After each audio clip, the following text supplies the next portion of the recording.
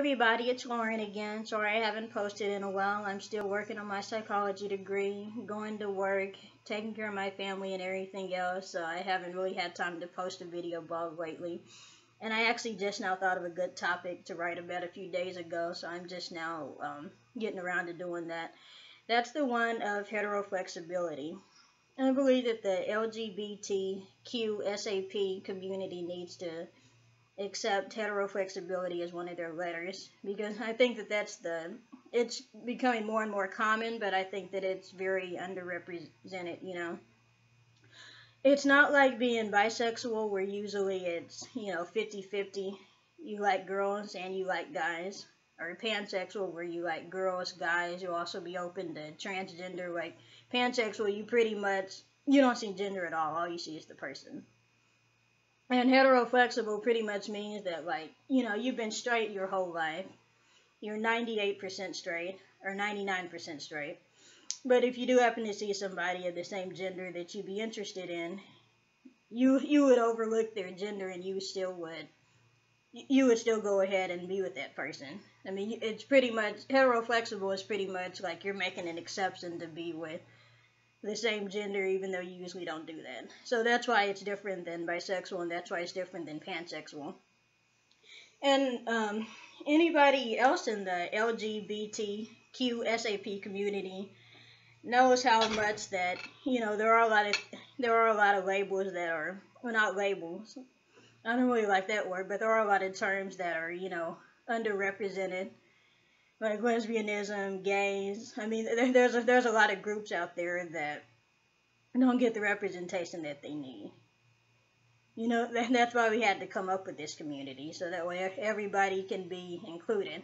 And there's a lot of people out there that, actually are straight, but then every once in a while they're like, well, I like girls sometimes. Or maybe a guy will be like, well, I like guys sometimes, but I'm not really bisexual because I've never really done anything with a guy before. I've never really done anything with a girl before. So I think that they do need some type of term to make them feel more included. And heteroflexibility is real. It is possible to actually be 98% straight. It is actually possible to say that I have been straight my whole life, but I would be open to branching into something new. I mean, people do actually make exceptions to be with the new gender. I mean, one of my friends, I've known her my whole life pretty much. She was pretty much straight her whole life, all middle school, all high school. And then just recently, well, maybe not recently, a few years ago, she started dating a woman. Eventually they got married and they're happily together.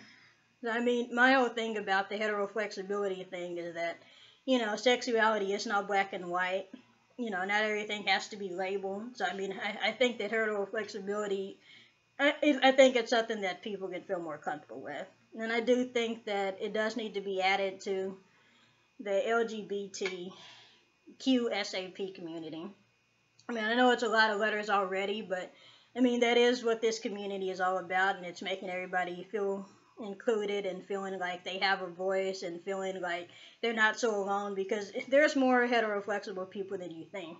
I'm sure that we all know a straight person that's like, yeah, I'm straight, but I would still hook up with that person even though they're the same gender as me. So I do think that does need to be included. And, hopefully this video does get out there and we can add that extra letter to the rest of them. I know it's a lot now, but I mean, I do think that's important. And that's really all I have for today. I was going to talk about Raven-Symoné and the dumb things that she's been saying, and, how I've been a big fan of hers, but she's really putting her foot in her mouth. But I'm not going to do that. It seems like the other video bloggers out there pretty much nailed it right on the head and said everything I was going to say. But anyway, if you have any opinions about this, about heteroflexibility, bisexuality, lesbianism, being straight, anything like that, you can leave it in the comments.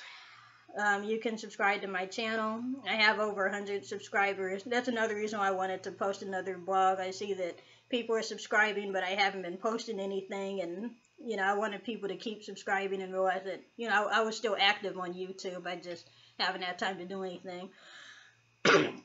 But anyway, you can either comment, you can subscribe to my channel, you can add me, you can do whatever you want to do. I'm also going to post this video on my Facebook page and everywhere else probably. Anyway, just let me know what you think, and I'm sure some people probably agree with me, but I know there's always going to be somebody that doesn't. Oh well.